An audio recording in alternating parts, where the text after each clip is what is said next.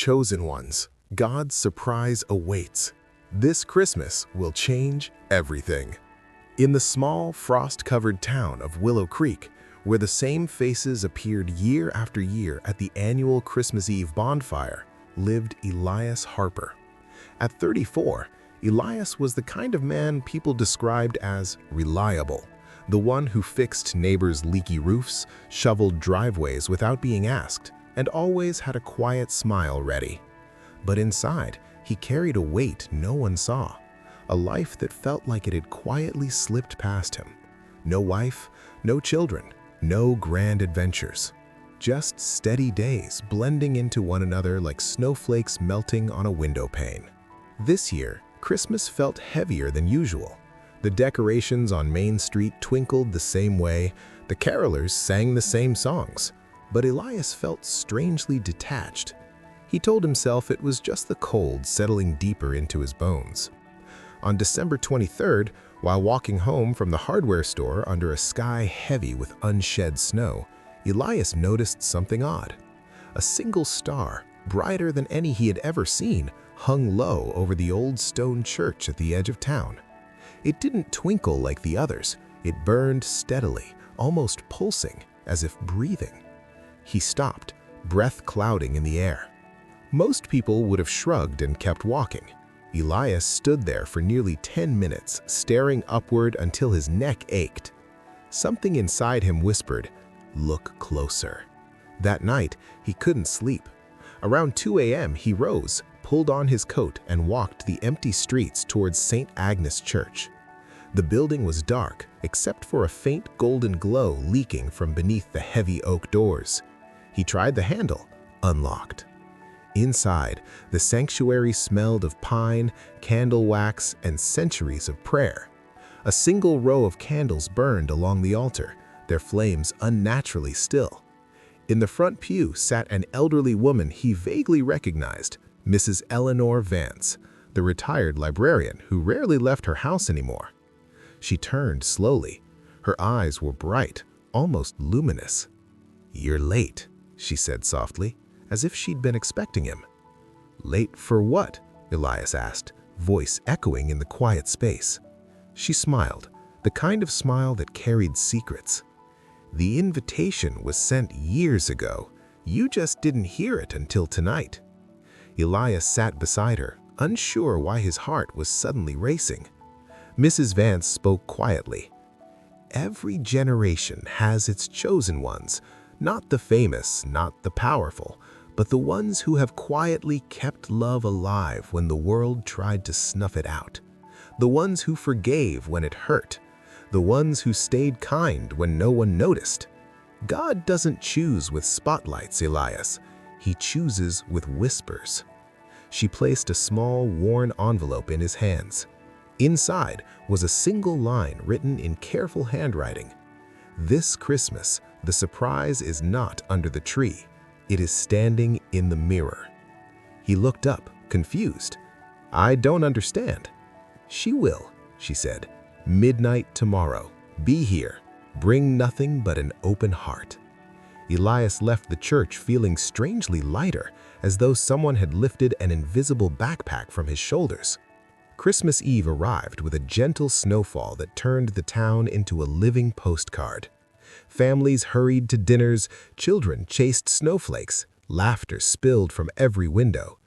Elias spent the day helping the Wilsons hang lights on their porch, then quietly declined their invitation to join them for supper. He needed to be alone with whatever was coming. At 11:30 p.m., he walked back to St. Agnes. The star still burned overhead, brighter now, casting silver light across the snow. The church doors stood open. Inside, it was no longer empty. 23 people sat scattered through the pews, people Elias knew, but only in passing. The quiet mechanic who always undercharged single mothers, the high school teacher who stayed late to tutor kids with no one at home, the grocery clerk who slipped extra food into bags for struggling families, the widow who knitted blankets for the shelter every winter. They looked as bewildered as he felt. At the stroke of midnight, the golden glow from the candles intensified until the entire sanctuary felt bathed in warm sunlight. No one spoke. No one needed to. Then, one by one, memories began to surface. Not their own memories, but shared ones. Flashes of small, forgotten kindnesses, a coat given to a freezing stranger, a meal left on a doorstep, a hand held during grief, a child encouraged when they wanted to give up. Each act had rippled outward, touching lives none of them had ever met. And now, in this moment, they saw the invisible web they had woven together. Tears slipped down cheeks, smiles broke through like dawn. A voice, not heard with ears but felt in every chest, spoke gently. You thought your lives were ordinary. I called them faithful. This Christmas, the gift is not wrapped in paper. It is the realization that you were never alone in the giving. And now the world will begin to see what I have always seen. Outside, the star flared once brightly, then softened to join the others in the sky. The people rose slowly. No one rushed to leave. They embraced quietly, strangers no longer. Elias stepped outside into the snow. The town looked the same, yet completely different. Lights seemed brighter, faces warmer. Hope felt tangible, like the cold air itself. He looked up. The star was still there, steady and kind. Somewhere in the distance, church bells began to ring. Not the usual chimes, but a melody that felt new, as though the town had never truly heard Christmas before. Elias smiled, really smiled for the first time in years. This Christmas had changed everything. Not because the world suddenly became perfect, but because a few quiet hearts finally understood they had been chosen all along. And that single truth was enough to light the darkest night. The end. The end. May your own quiet faithfulness be seen, and may this Christmas bring you the surprise you've been waiting for. Perhaps the one you've already given to others. In the quaint, snow-draped town of Willow Creek, nestled between rolling hills and ancient evergreens in upstate New York, life moved at a rhythm as predictable as the seasons.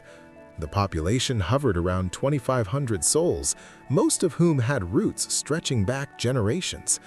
Main Street was lined with mom-and-pop shops, a bakery that still used recipes from the 1800s, a diner where the coffee was always hot and the gossip even hotter, and a hardware store run by old Mr. Hargrove, who knew every nail and bolt by heart.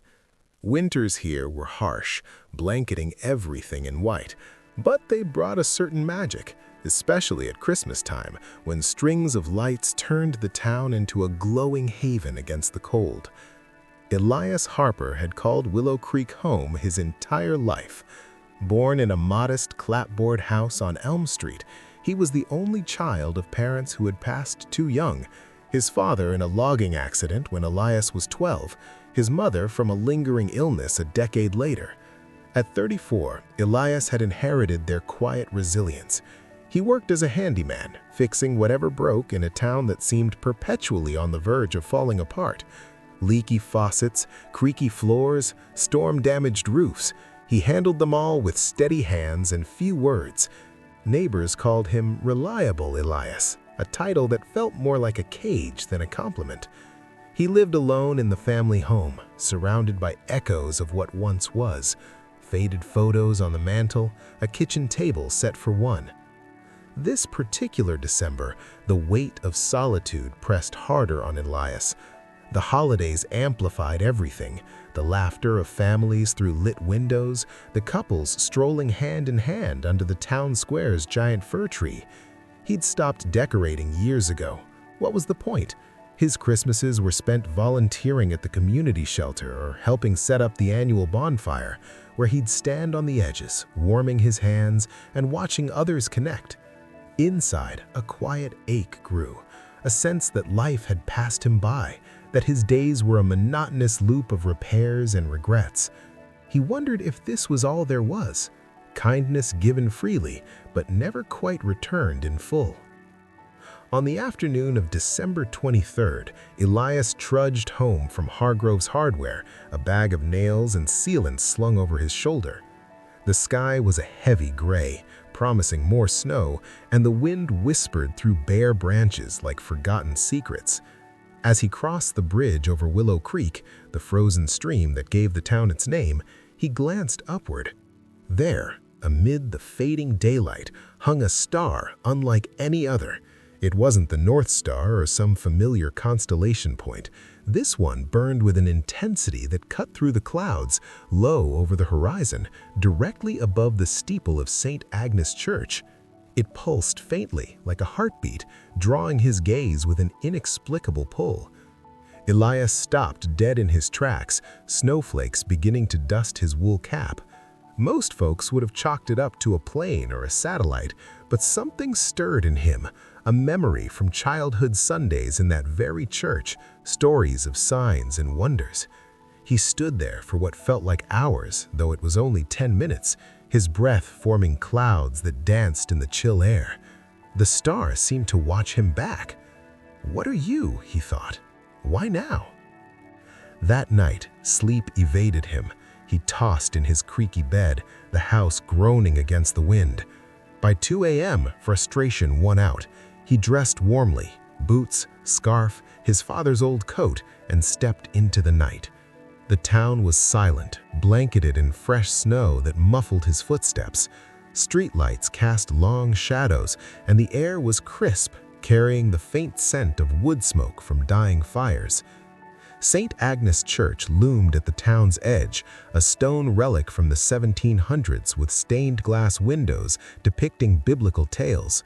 Built by early settlers, it had withstood floods, fires, and time itself. Elias had attended sporadically as a boy, but faith had faded with his losses. Tonight, though, the building called to him. A soft golden light seeped from under the massive oak doors, which swung open easily despite the late hour, unlocked as if waiting. The interior was a sanctuary of warmth, rows of polished wooden pews, an altar adorned with evergreen boughs and unlit Advent candles. The air smelled of pine resin, beeswax, and the faint mustiness of old hymnals.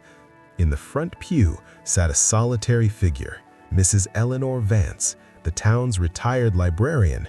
At 82, she was a fixture in Willow Creek, known for her encyclopedic knowledge and her reclusive ways since her husband's death 5 years prior. She rarely ventured out, yet here she was, wrapped in a shawl, her silver hair catching the candlelight. She turned as he approached, her eyes sharp and unusually bright, like polished sapphires. "Elias Harper," she said, her voice steady and warm. "You're late, but better late than never." "Late for what?" he replied, his voice echoing slightly in the vast space. He hesitated, then slid into the pew beside her, the wood creaking under his weight. Mrs. Vance smiled, lines etching deeper around her mouth, lines of laughter and loss. "The invitation, dear boy. It's been extended for years, but whispers are easy to ignore amid the noise of life." Elias frowned, rubbing his hands together for warmth. "Invitation? From who? I don't understand." She reached into her coat pocket and produced a small, weathered envelope, its edges frayed as if carried for decades. "Not from who, Elias, from whom?" She placed it in his palms. The paper was thick, almost parchment-like. Inside, in elegant looping script, read a single sentence. "This Christmas, the surprise is not under the tree. It is standing in the mirror." He stared at the words, a chill unrelated to the cold running down his spine. "What does this mean? Who wrote it?" "You'll understand soon enough," she said, patting his hand. Her touch was surprisingly firm. "Midnight tomorrow, Elias. Be here at St. Agnes. Bring nothing but an open heart. And remember, the chosen ones aren't always the ones who seek the spotlight. Sometimes they're the ones who light the way in the shadows." Elias left the church with more questions than answers, the envelope tucked safely in his pocket. The star still shone overhead, guiding his path home. That night, his dreams were vivid, flashes of his life, small acts of kindness he dismissed as insignificant, helping a stranded motorist change a tire in a blizzard, anonymously paying for a family's groceries when he overheard their struggles, sitting with a grieving neighbor through silent nights. In the dreams, these moments glowed, connecting like threads in a vast tapestry. Christmas Eve dawned with a gentle snowfall, transforming Willow Creek into a winter wonderland. Children built snowmen in yards, their laughter piercing the crisp air. Families bustled, turkeys roasting, pies baking, gifts wrapped in colorful paper. Elias went about his day as usual, but with a newfound purpose. He helped the Wilson family, widowed Mrs. Wilson and her 3 kids, hang twinkling lights on their sagging porch. "You're a godsend, Elias," she said, pressing a plate of cookies into his hands. He smiled faintly, declining their dinner invitation. "Got somewhere to be tonight," he murmured, the words surprising even him. As evening fell, the town gathered for the bonfire in the square. Flames leaped high, casting flickering shadows on joyful faces. Carols filled the air. Silent night, oh holy night. Elias lingered on the periphery, nursing a cup of hot cider, his mind on the church. At 11:30 p.m., he slipped away, the snow crunching underfoot as he made his way to St. Agnes. The doors were ajar, the golden glow brighter now, spilling onto the snow like liquid sunlight. The star overhead blazed, its light almost tangible. Inside, the sanctuary was no longer empty. 23 people occupied the pews, ordinary folk Elias recognized but had never truly known. There was Tom the mechanic, who fixed cars for pennies when families couldn't afford more, Ms. Rivera, the high school teacher, who tutored after hours without charge, young Sarah from the grocery store, who snuck extra items into bags for the needy, old Mr. Jenkins, the widower who knitted blankets for the homeless shelter every winter, despite his arthritic hands. They sat in quiet anticipation, exchanging nods and whispers. Mrs. Vance was there too, in the front, her presence a steady anchor. Elias took a seat near the back, heart pounding. The group represented a cross-section of Willow Creek, young and old, rich and poor, all bound by unseen threads of quiet compassion. As the clock struck midnight, marked by the distant toll of the town hall bell, the candles on the altar flared to life without a match. The glow intensified, filling the church with a warm, ethereal light that banished every shadow. No one spoke. A profound silence enveloped them, broken only by the soft crackle of flames. Then it began, not with words, but with visions, shared memories flooding their minds like a gentle tide. Elias saw not just his own life, but glimpses of others. He witnessed Tom's late-night repairs for a single mother whose car was her lifeline to work, Ms. Rivera's encouragement turning a failing student into a college graduate, young Sarah's discreet aid preventing a family from hunger, old Mr. Jenkins's blankets warming a child through a brutal night. In the dreams, these moments glowed, connecting like threads in a vast tapestry. Then a voice resonated, not audible but felt deep in their souls, warm and infinite. "My beloved chosen ones, you thought your lives small, your efforts unnoticed, but I have seen every quiet sacrifice, every spark of love in the darkness. You are the faithful, the builders of bridges unseen. This Christmas, the surprise is revelation. You were never alone. Your kindness has woven a web that holds the world together. And now, go forth. The light you carry will illuminate paths for many more." The glow faded gradually, leaving the candles flickering normally. The group rose, embracing one another with a familiarity born of shared epiphany. Strangers became family in that moment. Mrs. Vance approached Elias, her eyes twinkling. "See? The mirror shows a chosen one now." Outside, the snow had stopped, the stars softening to blend with the night sky. Willow Creek looked reborn, lights brighter, the air charged with possibility. Elias walked home slowly, the envelope in his pocket feeling like a talisman. The next day, Christmas morning, he woke to a knock. It was the Wilsons inviting him for breakfast. For the first time, he accepted. Words spread subtly through the town. Acts of kindness multiplied. Neighbors checking on one another, strangers sharing meals. A community fund started for those in need. The chosen ones didn't boast. They simply lived louder in their quiet ways. Elias found purpose anew. He started a workshop teaching repair skills to kids, passing on his knowledge. Romances bloomed, friendships deepened, and every Christmas Eve thereafter, a small gathering at St. Agnes became tradition, not for visions, but for remembrance. That first Christmas indeed changed everything, not with miracles of grandeur, but with the quiet truth that ordinary hearts, when faithful, hold extraordinary power. The surprise wasn't a gift wrapped in bows, it was the divine spark within, waiting to be seen. In Willow Creek, under that same sky, the chosen ones walked taller, knowing God's whispers had always been there, guiding, loving, surprising.